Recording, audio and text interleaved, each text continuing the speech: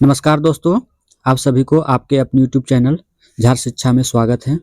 तो चलिए आज हम लोग झारखंड स्पेशल के अंतर्गत मिनी मॉक टेस्ट नंबर 5 करते हैं, जिसमें हम लोग देखेंगे 50 most expected question with detailed expression के साथ।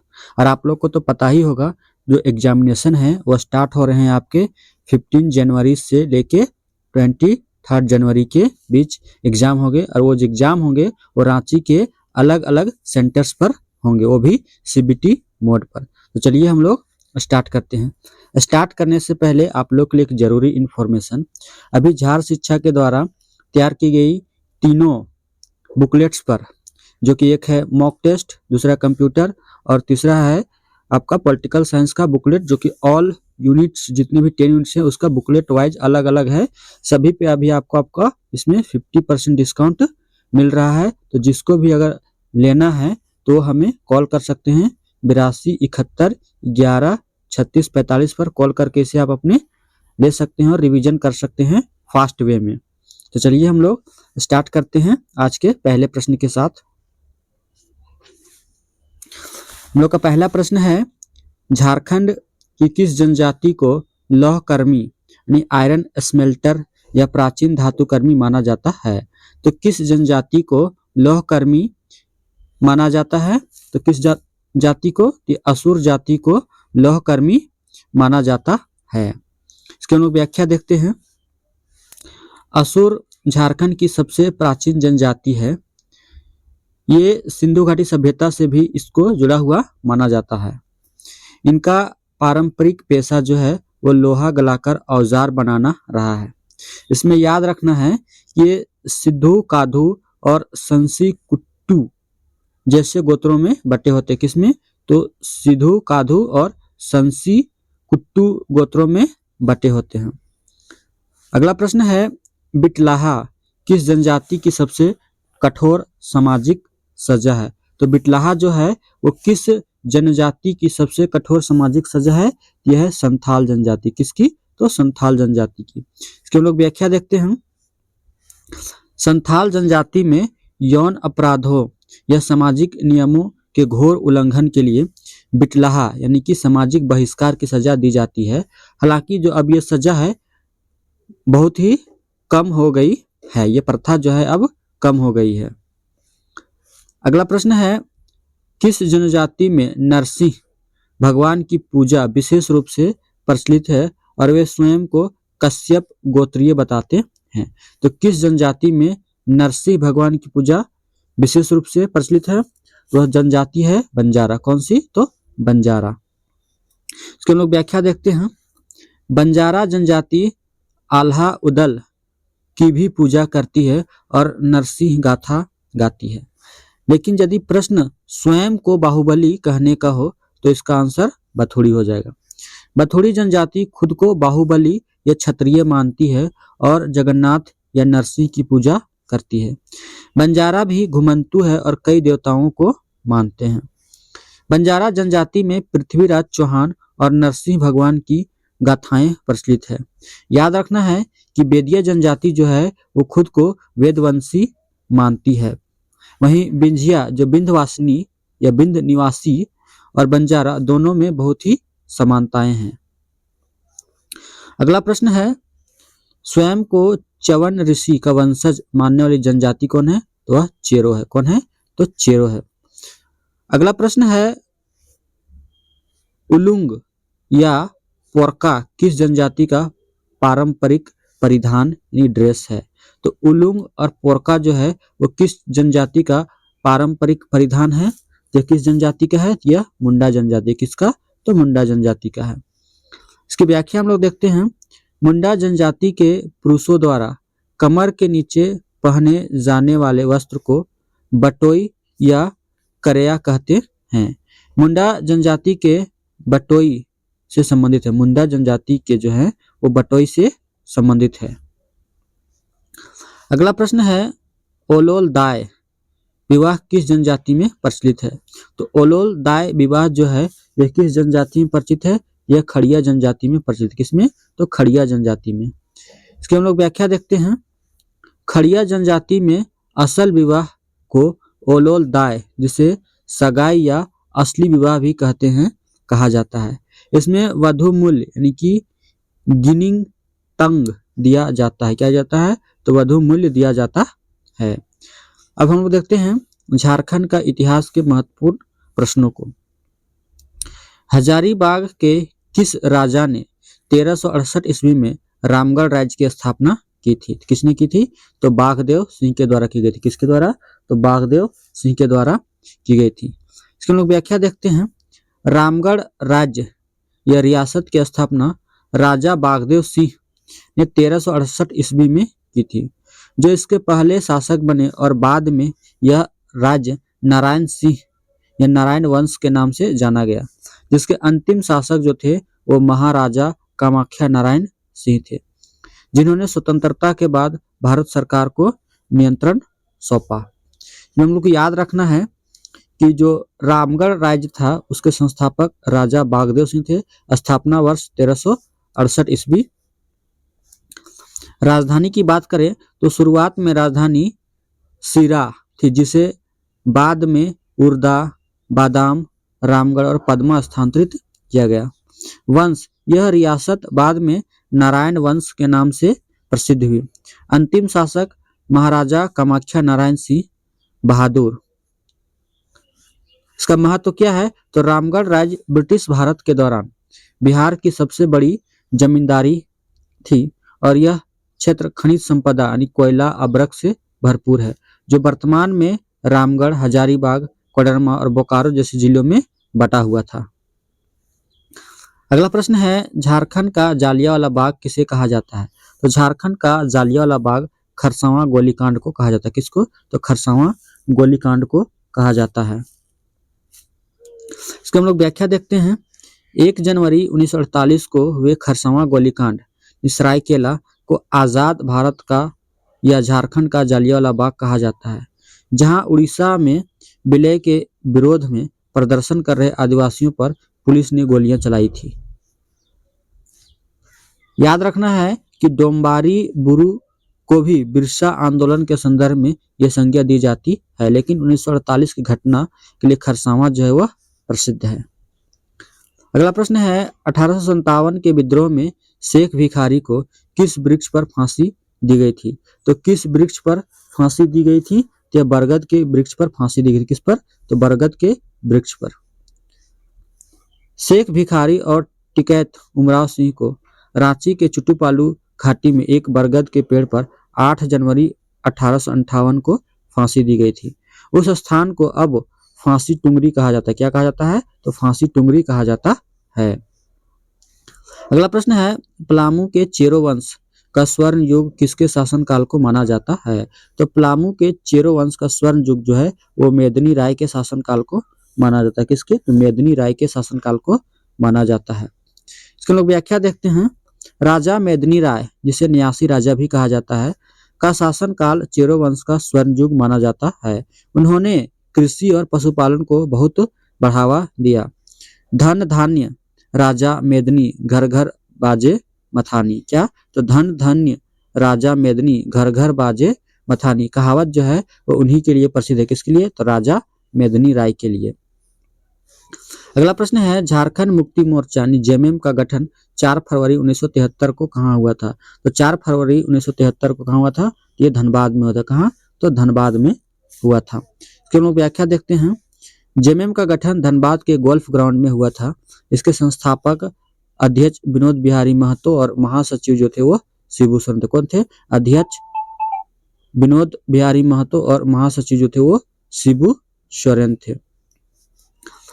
अगला प्रश्न है, हिरनी जलप्रपात किस जिले में स्थित है और यह किस नदी से जुड़ा है? तो हिरनी जलप्रपात जो है ये किस जिले में है? यह पश्चिमी सिंहभूम, रामगढ़ा और गरा नदी से संबंधित है, यह जुड़ा है। इसके लोग व्याख्या देखते हैं।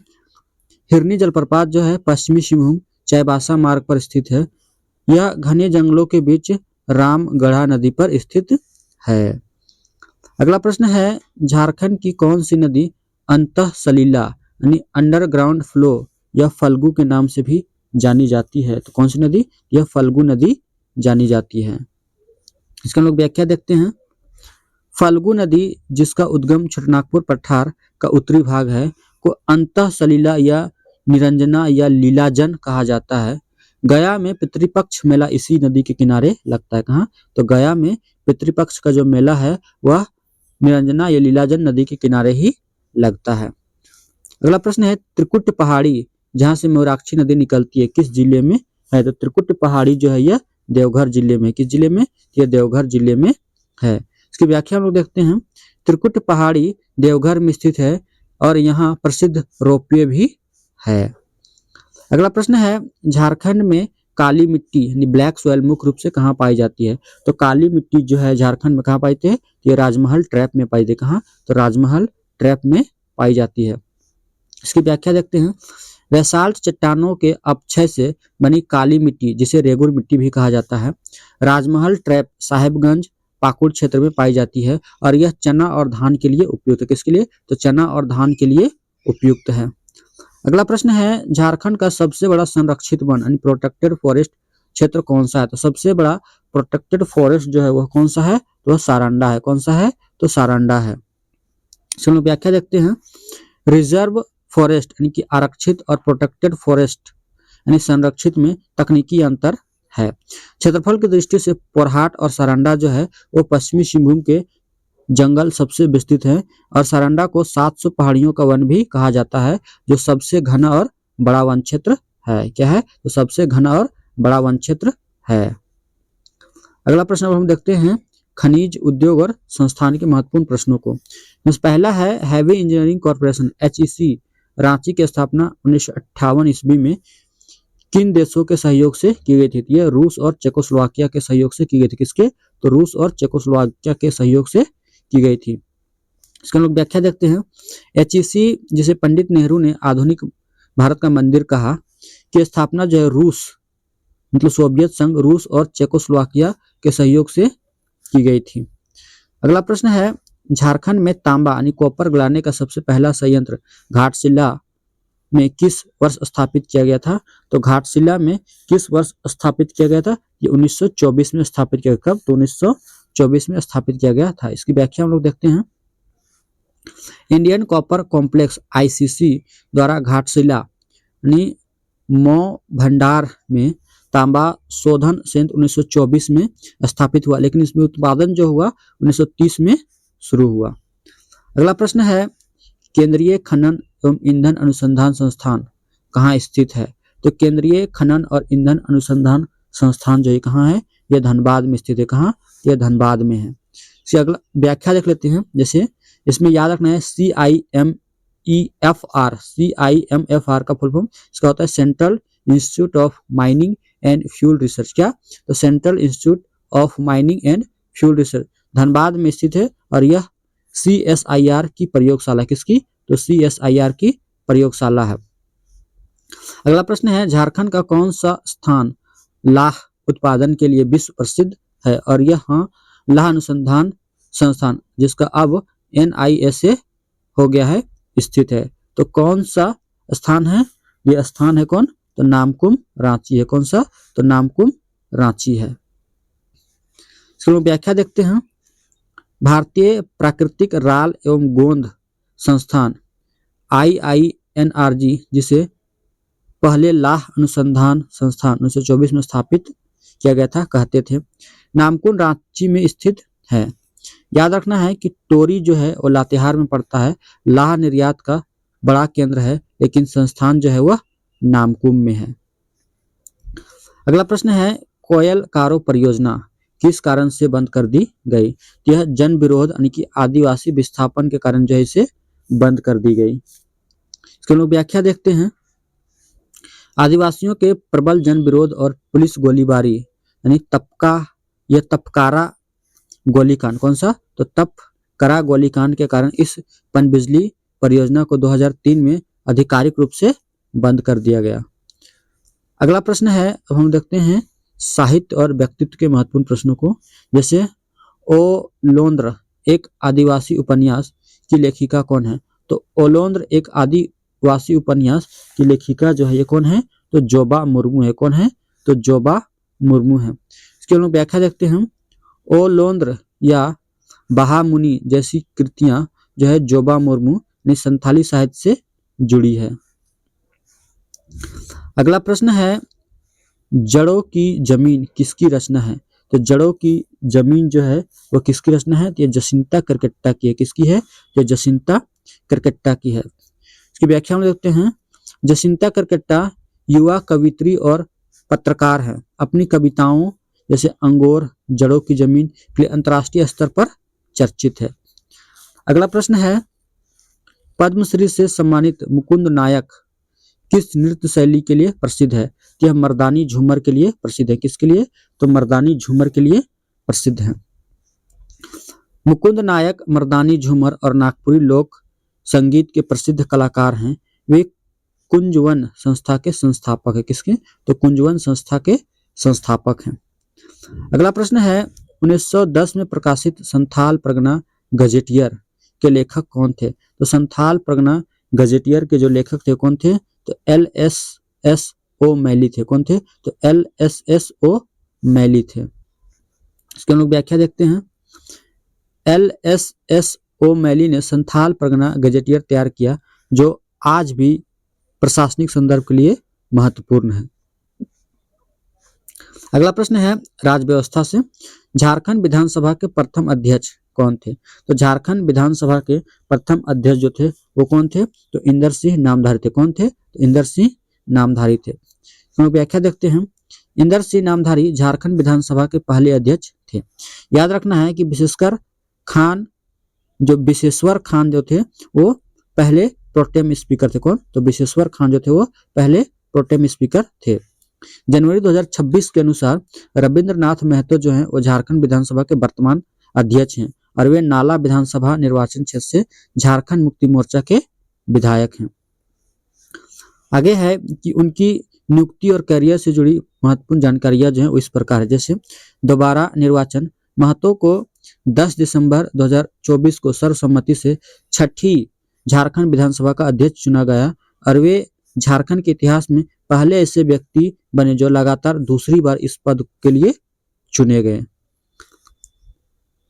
अगला है जो इसका जो पिछला कार्य था, इससे पहले उन्होंने 5वीं विधानसभा यानी कि 7 जनवरी 2020 से दिसंबर 2024 तक के दौरान भी अध्यक्ष के रूप में कार्य किया था।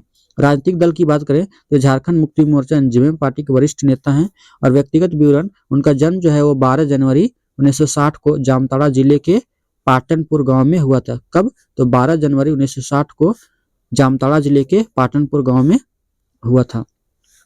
अब हम देखते हैं झारखंड विधानसभा के अब तक के अध्यक्षों की सूची। तो पहले अध्यक्ष जो थे कौन थे? इंदर सिंह नामधारी जो थे वो प्रथम अध्यक्ष थे, जो कि नवंबर 2000 से मार्च 2004 और फिर 2004 से अगस्त 2004, फिर मार्च 2005 से सितंबर 2006 तक रहे।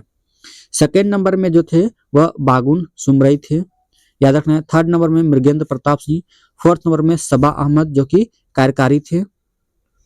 अगर बोला जाएगा कि फर्स्ट कार्यकारी अध्यक्ष कौन थे तो बागुन सुमरे थे। कौन थे? तो बागुन सुमरे जो थे वो फर्स्ट कार्यकारी थे। उसके बाद फिर मृगेंद्र प्रताप सिंह हुए, फिर उसके बाद सबा अहमद जो कार्यकारी हुए, फिर आलमगीर आलम बने 5वें नंबर पे, फिर 6ठे नंबर पे चंद्रिका प्रसाद सिंह बने, फिर 7वें नंबर पे शशांक शेखर भोक्ता बने, फिर 8वें नंबर पे दिनेश उरांव बने, फिर 9वें नंबर पे रविंद्रनाथ महतो बने जो कि अभी वर्तमान में भी यही हैं। अगला प्रश्न है, झारखंड उच्च न्यायालय के किस मुख्य न्यायाधीश ने बाद में सर्वोच्च न्यायालय के मुख्य न्यायाधीश यानी CJI के रूप में कार्य किया था? किसके द्वारा कार्य किया गया? तो अल्तमश कबीर ने कार्य किया। किसने? अल्तमश कबीर ने कार्य किया। इसका हम लोग व्याख्या देखते हैं। न्यायमूर्ति अल्तमश कबीर झारखंड हाईकोर्ट के चीफ जस्टिस रहे और बाद में भारत के CJI बने। झारखंड उच्च न्यायालय के वर्तमान मुख्य न्यायाधीश जो थे वो न्यायमूर्ति महेश शरद चंद्र सोनाक हैं।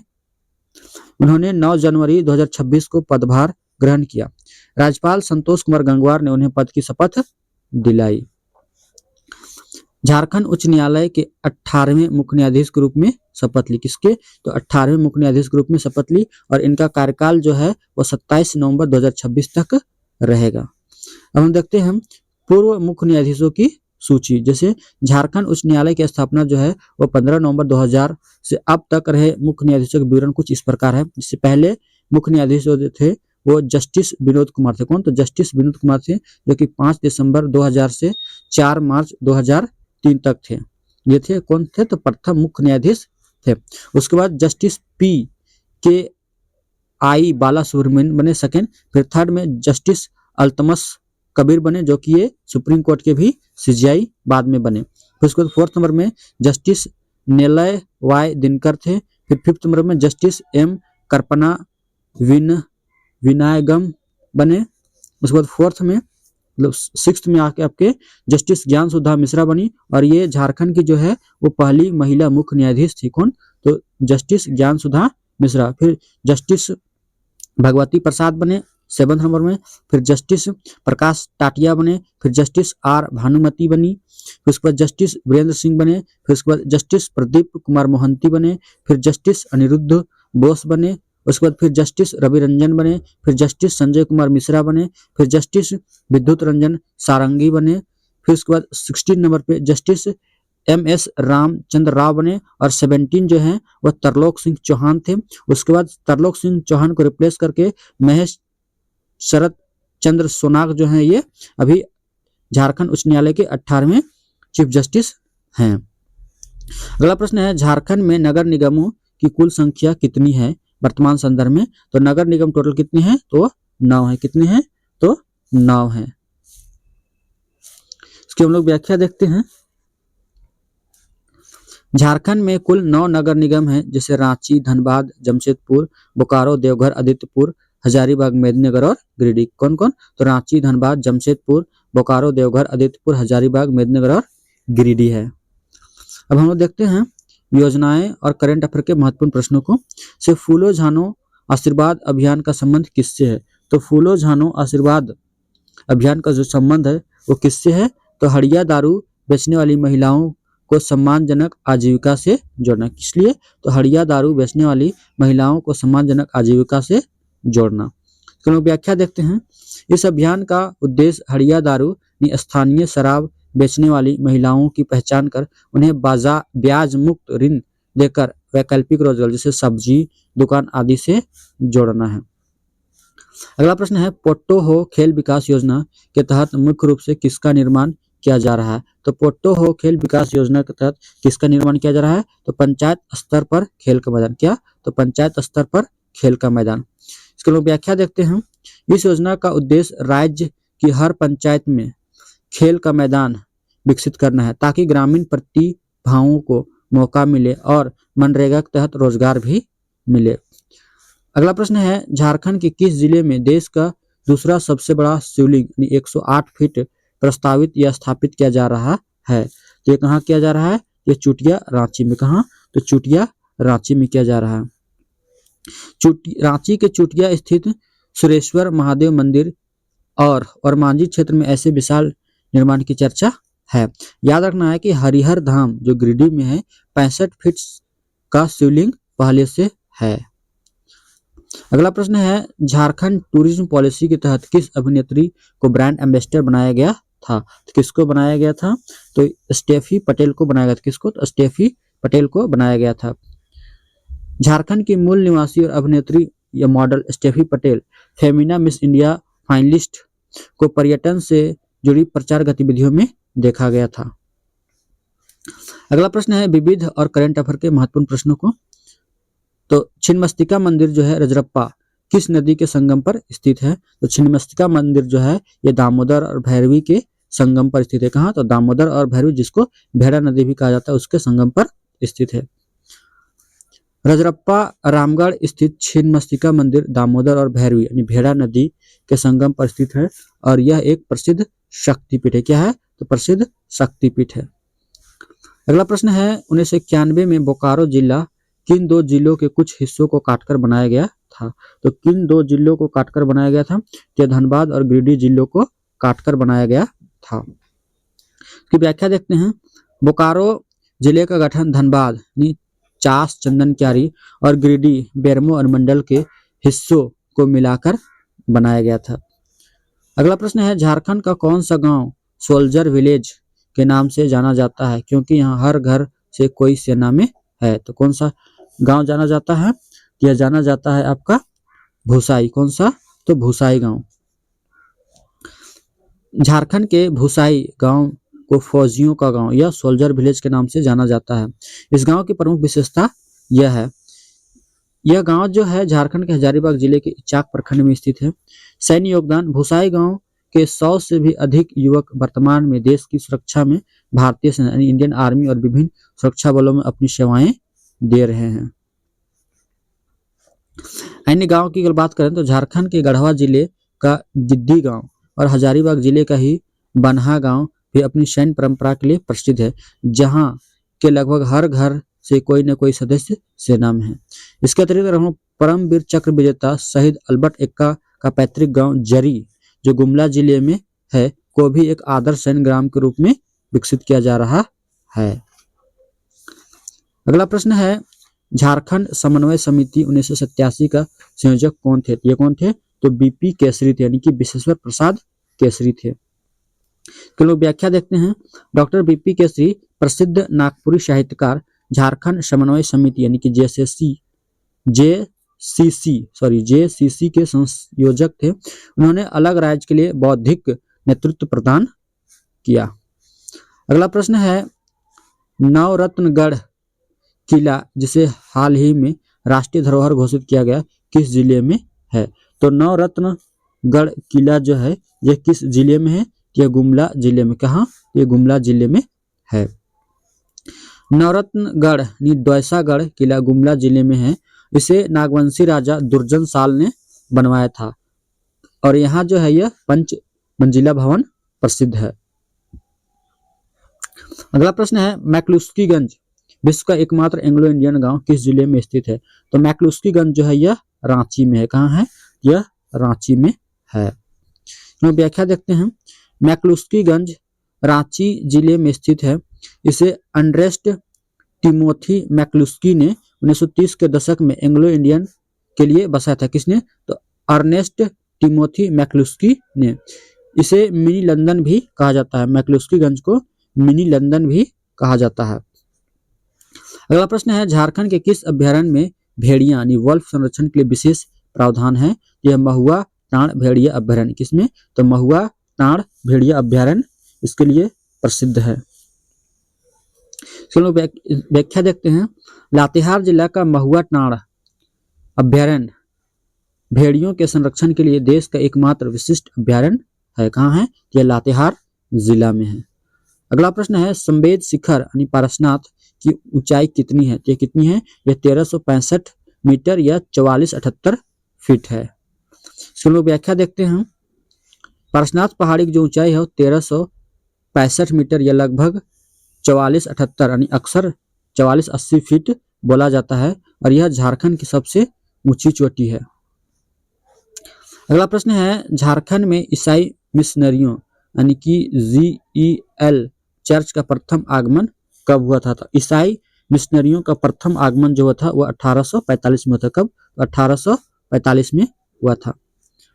2 नवंबर 1845 को गोस्नर एवेंजेलिकल लूथरन चर्च के 4 मिशनरी पहली बार रांची आए थे। कहाँ? तो रांची में आए थे। अगला प्रश्न है, संथाल विद्रोह को कार्ल मार्क्स ने अपनी किस पुस्तक में भारत की प्रथम जनक्रांति कहा? तो किस पुस्तक में कहा? तो notes on the Indian history में। किसमें? तो notes on the Indian history में कहा। कार्ल मार्क्स ने नोट्स ऑन इंडियन हिस्ट्री में संथाल हुल यानी 1855 की चर्चा की है और इसे एक बड़ी जनक्रांति माना है। अगला प्रश्न है, झारखंड में डोलोमाइट का मुख्य उत्पादक कौन सा जिला है? तो डोलोमाइट का मुख्य उत्पादक जिला जो है वह कौन सा है? तो वह पलामू है। कौन सा? तो पलामू है। पलामू मेदिनीनगर क्षेत्र जो है वो डोलोमाइट और चूना पत्थर का मुख्य उत्पादक है। अगला प्रश्न है, झारखंड राज्य क्रिकेट एसोसिएशन का मुख्यालय कहाँ है? तो झारखंड राज्य क्रिकेट एसोसिएशन का जो मुख्यालय है वो कहाँ है? तो वह रांची में। कहाँ है? तो वह रांची में है। क्यों लोग देख सकते हैं, पहले इसका जो मुख्यालय था वह जमशेदपुर में था, लेकिन स्टेडियम बनने के बाद अब यह रांची धुरुआ में इसका मुख्यालय है। अगला प्रश्न है, अल्बर्ट एक्का परमवीर चक्र विजेता 1971 के युद्ध में किस स्थान की लड़ाई में शहीद हुए थे। ये गंगा सागर अगरतला की लड़ाई में शहीद हुए थे। तो व्याख्या देखते हैं। लांस नायक अल्बर्ट एक्का 1971 के भारत पाक युद्ध के पूर्वी मोर्चे पर गंगा सागर यानी अगरतला के पास की लड़ाई में शहीद हुए। कहाँ थे? ये पूर्वी मोर्चे पर थे और गंगा सागर अगरतला के पास की लड़ाई में शहीद हुए थे। अगला प्रश्न है, झारखंड सब ऑर्डिनेट स्टाफ सिलेक्शन कमीशन यानी जेएसएससी का गठन किस अधिनियम के तहत हुआ था? यह 2008 के अधिनियम के तहत हुआ था। व्याख्या देखते हैं।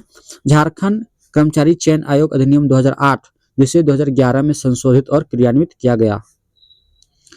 अगला प्रश्न है, सरायकेला रियासत की स्थापना किसने की थी? तो सरायकेला रियासत की जो स्थापना है वो विक्रम सिंह के द्वारा की गई थी। किसके द्वारा? तो विक्रम सिंह के द्वारा की गई थी। पोरहाट राजा के पुत्र कुंवर विक्रम सिंह ने 1620 ईस्वी के आसपास सरायकेला रियासत की स्थापना की थी। अगला प्रश्न है, झारखंड का सबसे लंबा राष्ट्रीय राजमार्ग एनएच कौन सा है? नई नंबरिंग के अनुसार ये कौन सा है? तो NH33 जो है ये पुराना है, लेकिन इसी का नया नंबरिंग जो हो गया NH20 और अन्य का मिश्रण जो है ये सबसे लंबा राष्ट्रीय राजमार्ग है।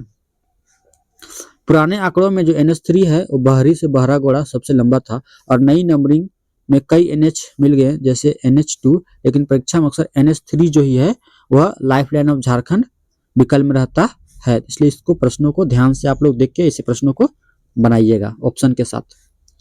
अगला प्रश्न है, जगन्नाथ मंदिर रांची का निर्माण 1661 में किस नागवंशी राजा ने करवाया था? तो जगन्नाथ मंदिर का जो निर्माण है वो किस राजा ने करवाया था? तो एनी नाथ सहदेव ने करवाया था। किसने? तो एनी नाथ सहदेव ने करवाया था।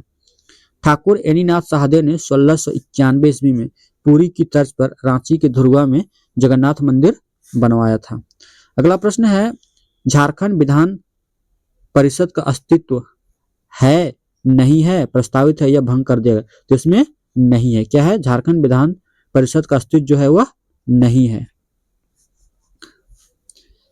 झारखंड जो है वो एक सदनीय यानी यूनिकैमरल विधायिका है और यहाँ जो है विधान परिषद की नहीं है। क्या है? तो विधान परिषद यहाँ पर ही नहीं है।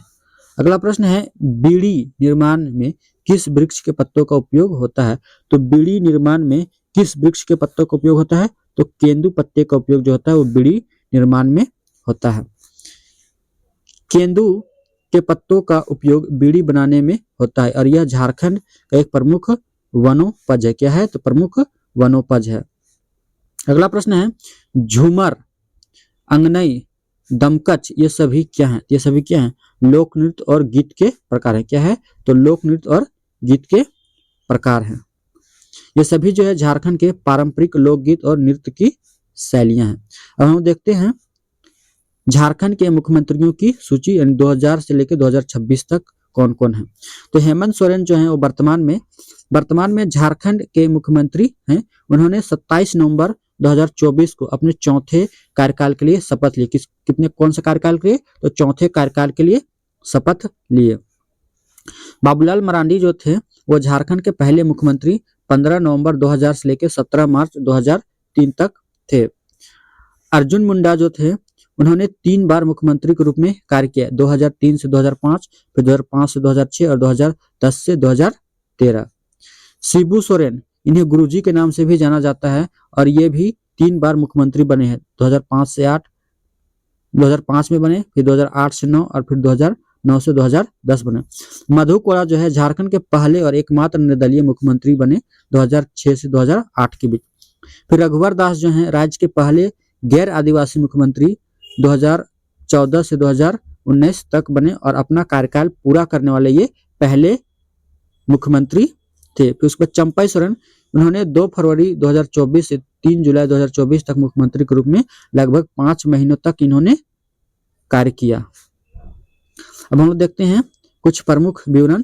जैसे बाबूलाल मरांडी जो था वो कार्यकाल 2000 से लेकर 2003 और ये भाजपा से थे। उसके बाद सेकंड में अर्जुन मुंडा आए 2003 से 2005 और ये भी भाजपा से थे। फिर उसके बाद शिबू सोरेन आए प्रथम बार जो कि 2005 में मात्र 10 दिनों तक मुख्यमंत्री और ये जेएमएम से संबंधित थे। फिर अर्जुन मुंडा आए 2005 से 6 और ये बीजेपी से थे। फिर मधु कोड़ा 2006 से 8 और ये निर्दलीय थे। उसके बाद फिर से शिबू सोरेन आए सेकेंड बार 2008-9 और ये जेएमएम से थे शिबू सोरेन। तो फिर उसके बाद फिर से शिबू सोरेन आए और जेएमएम से थे। उसके बाद अर्जुन मुंडा 2010 से 3 भाजपा के थे और हेमंत सोरेन 2013 से 2014 में पहली बार आए और ये जेएमएम से हैं। उसके बाद फिर से रघुवर दास 2014 से 19 में और ये भाजपा से हैं। फिर हेमंत सोरेन 2019 से 2024 में फिर ये जेएमएम से हैं। फिर चंपई सोरेन फरवरी 2024 में से जुलाई तक रहे, ये जेएमएम से थे। फिर हेमंत सोरेन फिर से आए 2024 में जुलाई से नवंबर, ये जेएमएम से ही हैं। फिर हेमंत सोरेन अभी वर्तमान में 2024 में हैं, ये जेएमएम से हैं। और आपको याद रखना है कि झारखंड में अब तक 3 बार जो है राष्ट्रपति शासन लग चुका है। कब 2009 में, 2010 में और 2013 में। कब 2009 में, 2010 में और 2013 में। अब देखते हैं हम झारखंड के राज्यपालों की सूची 2000 से 2026 तक। तो श्री प्रभात कुमार जो थे वो 15 नवंबर 2000 से 3 फरवरी 2002 तक ये झारखंड के पहले राज्यपाल थे। फिर उसके बाद विनोद चंद्र पांडे आए, मतलब कि अतिरिक्त प्रभार के साथ। फिर उसके बाद एम राम जोयसा बने, फिर वेद प्रकाश मारवा बने, फिर सैयद सिप्तरज्जी बने, फिर के शंकर नारायणन बने। उसके बाद MOH फारूक बने, फिर सैयद अहमद बने। फिर उसके बाद द्रौपदी मुर्मू जो थी वो 9th नंबर की बनी और ये झारखंड की पहली महिला राज्यपाल थी। फिर उसके बाद रमेश बैस बने, फिर उसके बाद CP राधाकृष्णन बने और अभी जो वर्तमान में हैं वो संतोष कुमार गंगवार हैं और ये 31 जुलाई 2024 को शपथ ग्रहण किए और अभी वर्तमान में यही हैं। जनवरी 2026 तक जो है ये कार्यरत हैं। दोस्तों, आप लोग के लिए झार शिक्षा के द्वारा तैयार किए गए बुकलेट्स पे अभी जो है आपको 50% का डिस्काउंट सभी बुकलेट्स पे मिल रहा है। तो जिनको भी लगता है कि अंतिम समय में तैयारी को और भी बूस्टअप किया जाए तो आप लोग ये बुकलेट्स लेके अपनी तैयारी को और बूस्टअप कर सकते हैं। खास करके आप लोग टेस्ट सीरीज जरूर लें और टेस्ट जरूर लगाएं एक बार, ताकि आप लोग को एग्जाम का आइडिया हो जाए कि एग्जाम में किस प्रकार के प्रश्नों से आपका सामना होने वाला है। अगर लेना हो तो हमें कॉल कर सकते हैं 82 71 11 36 45 पर कॉल करके आप इसको ले सकते हैं और अपनी जो तैयारी है उसको जांच सकते हैं। वीडियो देखने के लिए आप सभी को जय हिंद, जय भारत, जय झारखंड, जय जोहार।